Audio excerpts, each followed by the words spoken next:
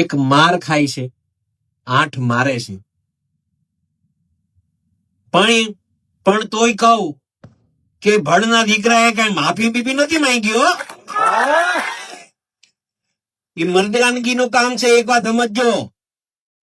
બગદાણા વિવાદની શરૂઆતથી જ કોળી સમાજના લોકોનો એક જ હુંકાર હતો કે જયરાજ આહિરની ધરપકડ થવી જોઈએ. એના માટે એ લોકો પરસોત્તમભાઈ સોલંકીના બંગલે બધા ભેગા થયા હતા, મીટિંગ કરવામાં આવી હતી અને ત્યારબાદ એસઆઈટીની રચના થઈ હતી અને ઘણી બધી પૂછપરછ અને તપાસ બાદ જયરાજ આહિરની ધરપકડ થઈ.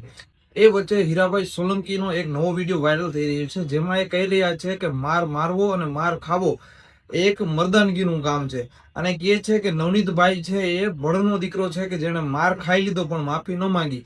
તો ચાલો જાણીએ એ સંપૂર્ણ વિડીયો અને જોઈએ કે એમાં હીરાભાઈ સોલંકી શું કહી રહ્યા છે.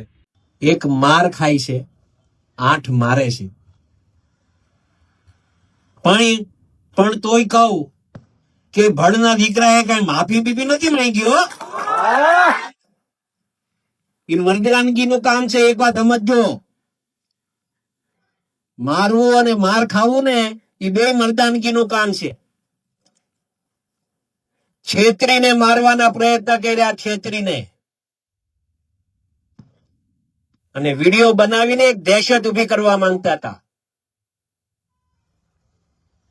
ને તો સ્વાભાવિક રીતે બને કેવું માર ખાવા વાળા હોય એના પરિવાર વાળા વિડીયો ઉતારી જાય. શું કામ? કે ભાઈ આ મારવા વાળો હતો. પણ આ લોકો તો પોતે મારે, પોતે વિડીયો બનાવે. એનું દુઃખ હતું મને મિત્રો, એ મને ખટકી ગયું હતું અહીંયા મગજમાં. એ કીધું આવી દાદાગીરી સહન નહીં થાય. એ પછી કોઈ પણ હોય, એ પછી કોઈ પણ હોય, એવી દાદાગીરી નહીં. ને મિત્રો આવા તો કેટલાય નવનીતભાઈ પણ કેટલાય અવારનવાર ક્યારેક બનતું હોય, પણ અમારા ધ્યાન ઉપર જયારે આ વાત આવી છે ને ત્યારે કોઈ દિવસ અમારા સોલંકી પરિવારે પાછીપાની નથી કરી. આ બહુ સ્પષ્ટ વાત છે, કોઈ બીજી વાત નથી. અમારે અગાઉ પણ આ વાત કરી હતી, આજે પણ ફરીથી આ વાત કરું છું.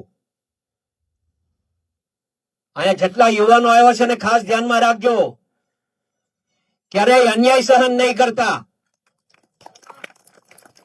આપણે કોઈ પર અન્યાય નથી કરવો,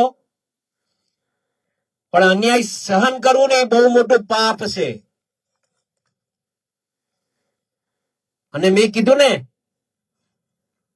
કે આ જે રીતે આખા ગુજરાત ભરમાં મિત્રો આપણે સાચા હતા, આપણો સમાજ સાચો હતો, નવનીત સાચો હતો. અને એના હિસાબે 18 વર્ણ આપણા હારે હતા. કોઈ એમ કહેતું હોય કે આ સમાજ તમારા હારે નથી, એવું નહોતું. આપણે નામ નથી આપવા, પણ દરેકે દરેક સમાજને એવું લાગ્યું કે આ ખોટું થઈ રહ્યું છે.